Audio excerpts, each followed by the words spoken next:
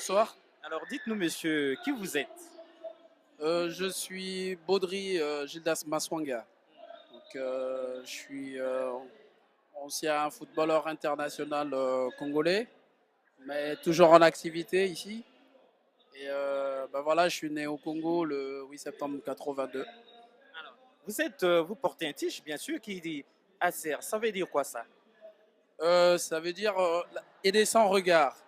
Donc c'est une association. Donc pour vite fait présenter la structure. Donc nous sommes une association qui s'occupe des enfants vivant avec handicap, que ce soit au Congo et en France aussi. Est-ce que vous pensez que les enfants vivant avec handicap au Congo ou ici en France étaient donc à l'abandon au point où vous vous engagez pour vous en occuper? Sans vous le cacher, on dirait que en France non, parce qu'ils sont pris en charge, disons à 100%.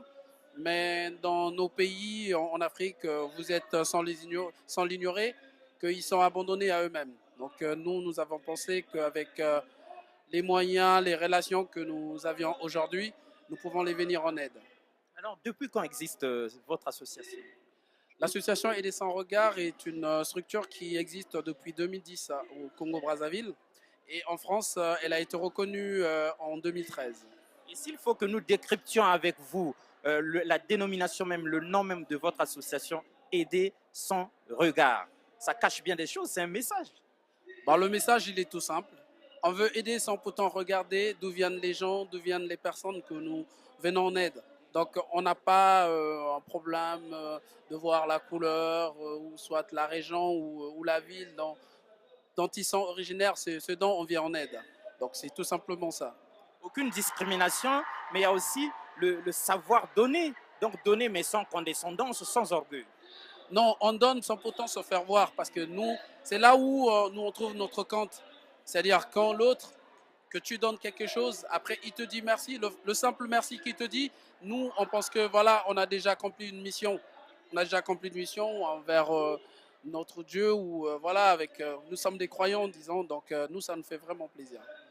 Aujourd'hui, une très grande activité dans cette grande salle, une activité culturelle, donc en faveur, entre autres, de ces enfants vivant avec handicap. Hein. Alors, quel est décrypté pour ceux qui suivent l'événement qui nous réunit aujourd'hui avec tout ce bruit en toile de fond de musique? Il s'agit de quoi aujourd'hui? L'événement, en gros, c'est l'événement Melting Crew. Donc, c'est la 4e saison. Donc, c'est un événement à la base qui est musical, qui est organisé par une association sœur qui est Kimia Co, qui est dirigée par un frère congolais au nom d'Afouz, donc qui nous a invités depuis 2 ans à participer à cet événement dont nous profitons, c'est-à-dire à récolter des fournitures scolaires pour les enfants vivant avec handicap au Congo. Donc, les participants viennent avec des fournitures scolaires, des cahiers, des stylos, tout ce qu'ils peuvent ramener. Donc voilà un peu le but un peu de notre...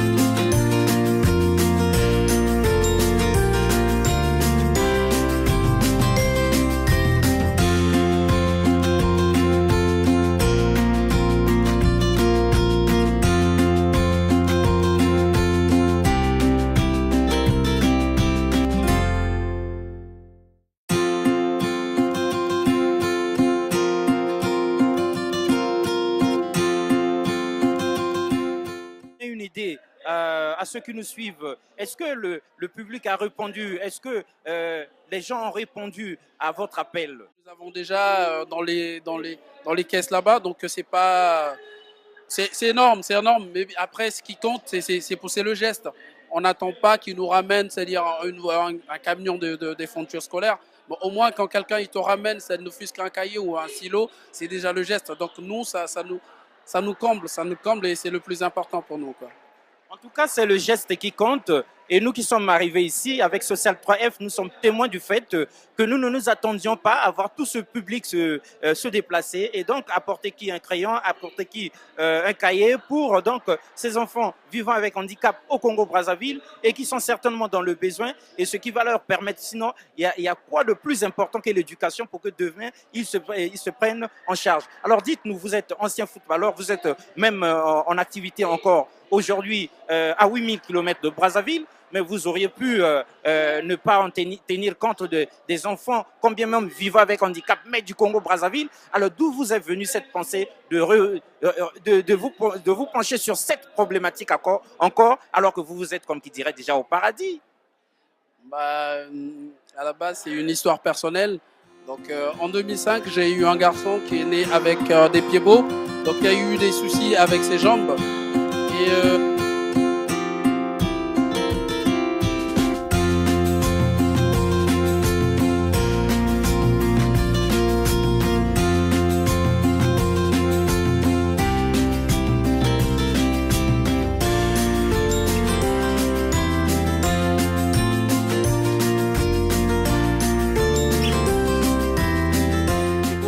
donc, il y a eu des soucis avec ses jambes.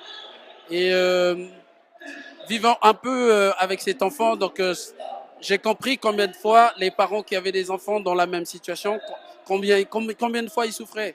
Donc nous, on a eu la chance que les enfants, ils sont nés en France, donc ils sont pris en charge quelque part. Donc, mais ceux qui sont au Congo, on s'est posé mille et une questions.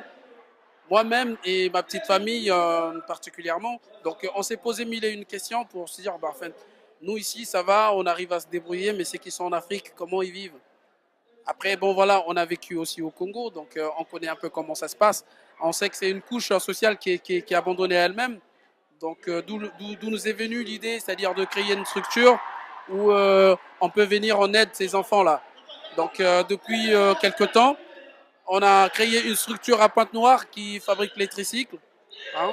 Et là, pour la première fois, donc la saison dernière, l'été dernier, on a fait un événement où, pour une première fois à Brazzaville, on a fait la distribution, c'est-à-dire des fauteuils roulants, des béquilles, des fournitures scolaires, des lunettes pour des personnes malvoyantes, des appareils auditifs pour les personnes malentendantes. Donc, on essaie de se débrouiller pour aider un peu les personnes qui sont en difficulté, quoi. On comprend aussi de manière implicite que dans votre message, vous attirez l'attention de tout ce qui nous suivent, l'attention du public sur le fait que les parents vivant ayant des enfants vivant avec handicap n'ont pas la vie facile. C'est difficile de gérer ça. Oui, j'en suis conscient parce que je le vis. Donc je le vis depuis 10 ans parce que mon fils il va avoir 10 ans le 28 septembre de ce mois. Donc je le vis depuis 10 ans et je sais qu'est-ce qu'ils endurent eux. Donc moi je pense que les venir en aide c'est pas un hasard et puis c'est voilà nous c'est profond pour nous. Nous qui vivons un peu cette histoire-là, qui vivons un peu avec des enfants comme ça, nous sommes conscients de la difficulté qu'il y a avec ces enfants-là. Et c'est pour ça, d'ailleurs, j'attirerai l'attention des parents qui ont des enfants vivant avec handicap, de ne pas les garder chez eux. Il faut les pousser à aller à l'école. Maintenant, si aujourd'hui vous nous dites que vous n'avez pas les moyens d'acheter des fournitures, ok, essayez de nous contacter. Dans le pire besoin, nous, on peut trouver un cahier ou un stylo pour vous donner, afin que cet enfant-là aille à l'école pour qu'il prépare son avenir. En tout cas, c'est une initiative vraiment noble et de très grande importance. On voit bien que vous donnez donc la capacité, le pouvoir de pouvoir demain, vous me permettez de se prendre en charge à ces enfants-là parce que avec toute cette éducation qu'on va leur donner, ils vont pouvoir comprendre le monde et comprendre leurs propres conditions, évoluer